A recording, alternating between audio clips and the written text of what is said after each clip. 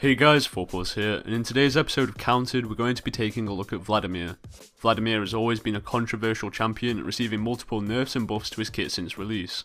In his current state, he is no longer overpowered, however still outputs a huge amount of AoE damage in the late game, as he will eventually become a monster after purchasing items such as Zhonya's. Shutting him down early in the lane is crucial. So what champions can bully Vladimir in the lane? Let's start off with Aatrox. Aatrox is similar to Vlad in that he has a very powerful inbuilt sustain. This will allow you to keep toe to toe with Vladimir throughout the lane phase. Your Dark Flight ability should be used to constantly pressure Vladimir. Most Vladimirs will be forced to Sanguine Pool to avoid being knocked up, and if this is the case, you can choose to either pursue him with Blades of Torment or just walk away. Overall, you should be able to clear minion waves just as quickly as Vladimir, and Aatrox also scales relatively well into the late game. As for Darius, in this lane you should always be aggressive and abuse your early advantage. Vladimir should be worried about being caught in your Apprehend or clipped by your Decimate abilities. You should easily establish lane control, so push that advantage to deny Vladimir experience and creep score. Be cautious of missing your Apprehend however, as you will lose lane pressure whilst this ability is on cooldown. Otherwise, consider picking up some magic resistance items, in example Hex Drinker, to aid with Vladimir's poke. Next up is Jarvan, who is usually not picked for top lane, however this lane allows him to snowball early and shut down the enemy Vlad.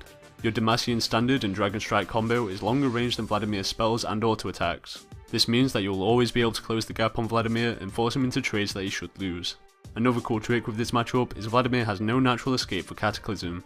This allows for a lot of kill potential at level 6, as you'll make him decide if he wants to flash away or fight you to the death. A good Rengar player will more than frustrate your foe. Maintain brush control and use it to last hit minions or jump onto Vladimir if he's silly enough to come into range.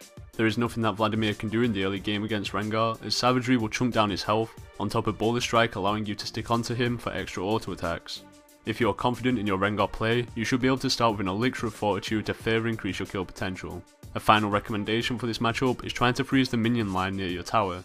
By doing this you can sit in your brush and completely zone Vladimir, further pushing your advantage and shutting him down. As Riven you'll be able to play similar to Darius as the lane bully. Since Vladimir is relatively a short ranged mage, you should find ease in closing the distance with either Broken Wings or Valor. Weave in some additional auto attacks and the lane should be yours. When you force Vladimir to use his Sanguine Pool, he'll be vulnerable for about 25 seconds or so, and this is your best moment to look for that kill opportunity.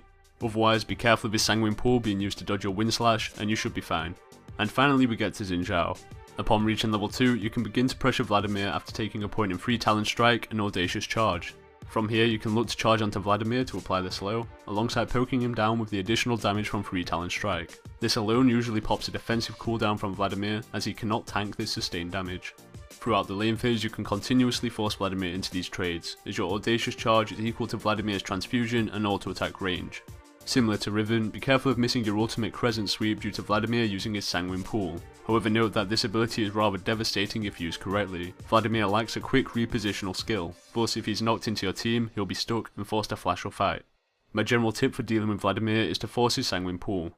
When he uses this ability, two good things will happen. First of all, by casting this ability, he loses 20% of his current health. To put that into an example, as in if you charge onto Vladimir and he responds by pooling, you've effectively dealt a nice bit of damage and won a trade. And secondly, whilst this ability is on cooldown, Vladimir is vulnerable. He can no longer use it for aggressive plays such as tower diving, or use it to avoid death. To conclude, Vladimir is a real terror late game, however suffers from a weak early game. He lacks a good response to any champion with a gap closer, so take a strong early game bruiser and you should do great. As always, if you enjoyed this episode of Counted or learned something new, feel free to leave a like down below, and always feel free to come subscribe to my channel How to Top Lane if you want to further improve yourself as a player. In the next episode of Counted, we'll be taking a look at Aatrox, so until next time guys, take care.